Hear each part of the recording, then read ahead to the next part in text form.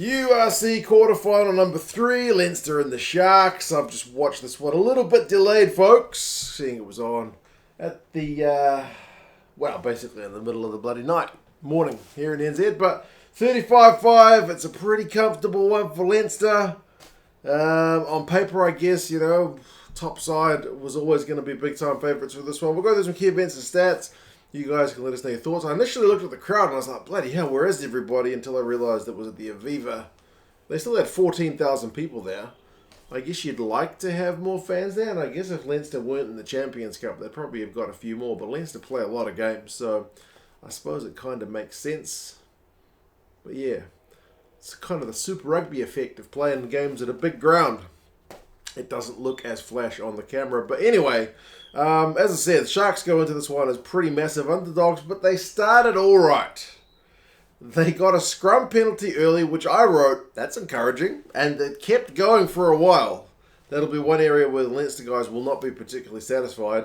But on top of the scrum, getting on top of the top, Grant Williams, man, that guy continues to just have gas. I mean, teams have to be preparing for Grant Williams' just lightning speed, but I guess what can you do? Sometimes you just can't do anything about it. On 6 minutes, man, he looks up and spots a prop and a lock and just goes, I can beat them. Sure enough, he does.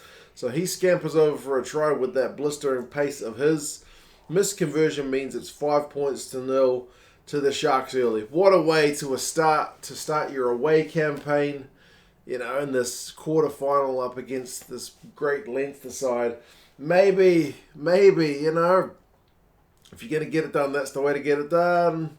Well, that's the end of the scoring. So, not really for the Sharks, sadly.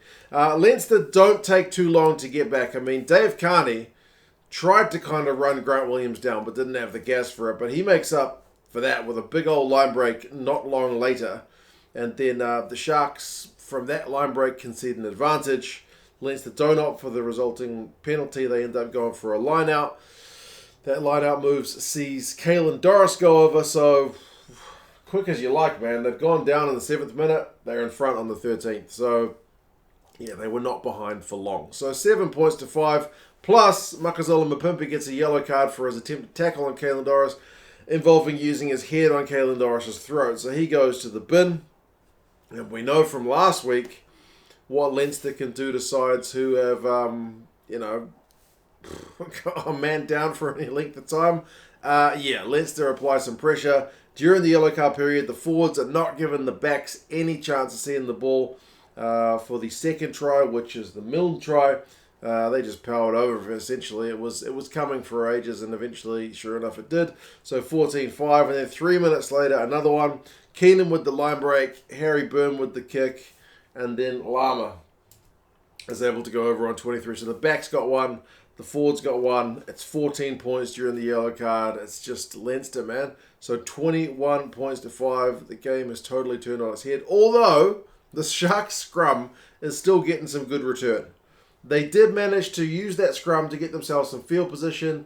They went about 12 faces on Leinster's, was it like on their 22-metre line before half-time? It was probably a bit further out than that. They eventually got themselves an advantage, and they opted for a three-pointer. I guess they figure we haven't had that much chance to score points in this first half. We might as well walk away at least kind of 21-8 instead of 21-5, but the kick goes wide. So, not a lot going right for the Sharks in that first half, but the scrum was good. Take your kind of bright side where you can get it. Second half, Leinster to the point, like their scrum's under pressure to the point where they get a yellow card warning. Like if it's another penalty at scrum time, you go into the bin. But every other area for the Sharks is just going terribly. Like they just can't pass and catch. It's pretty frustrating. I mean, you got to give some credit to the Leinster defence, but geez, the Sharks guys are better than that. But the next points come for Leinster when they wear the Sharks defence down, man. Eventually they just create numbers for Deegan to go over pretty much untouched. And that all starts from the Sharks kind of poor hands in their own half, giving Leinster an opportunity. So 28-5, man. This game's done. I knew it was done. I think everybody knew it was done. But, I mean, the Sharks still win a penalty at the scrum, but then knock on from the subsequent attack. It's just kind of shake your head stuff. And then the biggest cheer of the game I think, comes from that resulting Sharks knock on. Obviously, it's another scrum, and Leinster that time win a scrum penalty. They've made some substitutes to the front row, and goodness gracious me, that was the biggest cheer of the game. 72 minutes, it looks like Janssen van Rensburg has gone over for a try, but sadly for the Sharks, there's a pretty dumb James Fenter just kind of like poor clean-out attempt on Andrew Porter. Just kind of smacks him in the head with his shoulder. So, yeah, it ends up getting chalked off and then salting the wound. Leinster go down the other end and score through Jameson Gibson Park. The nice grubber from Dave Carney. So, 35-5. That is the final score. I mean, the Sharks, to their credit, kept chasing the game. They wanted to try and get at least one more score. They went through to like 82 minutes, but they were unable to break things down. So, yeah, man, Leinster pretty comfortable in the end. Did Leinster play as good as they can play? Did they have a bunch of guys out? Well, no, they didn't play as good as they can play. And yes, they did have a bunch of guys not playing in this one. Did the Sharks play below their average? I think certainly. Apart from their scrum, I think the Sharks will be pretty disappointed with how they were around the park. John Plumtree's got a bit of work to do for next year when he gets underway as Sharks coach. But, I mean, possession finishes 55-45 to the Sharks. Although territory 52-48 to Leinster. Run meters 447 to 382. Leinster. Defenders beaten 31-26. Leinster. Clean breaks 9-5. Leinster. Although the Sharks won 6 turnovers to 2. Fair bit of defending being done. Both sides will be not too chuffed with how many tackles they missed, to be honest. Penalties conceded 11-9, so relatively low penalty count. I guess 20 is kind of about average. Leinster with 11, but it's the 2 yellow cards, I think, for the Sharks that are that pretty costly. Individuals, Caelan Doris, man, 74 run meters. He's the top run meter guy of the game. He's a devastating ball carrier, beats 6 defenders. Max Deegan makes 11 tackles.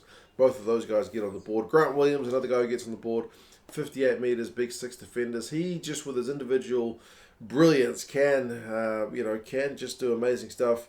Fenter, despite his yellow card, has 14 tackles. He is the Sharks' top tackler. But yeah, I think that one pretty much went according to the script. So Leinster pretty comfortably through, and the Sharks, despite kind of threatening to maybe put a spanner in the works early, not able to continue on. I'm off to watch the final quarterfinal now, the Glasgow and Munster game, to decide who's going to play Leinster in that next one. But yeah, you guys let us know your thoughts on the game, and I'll talk to you guys again soon. See you later.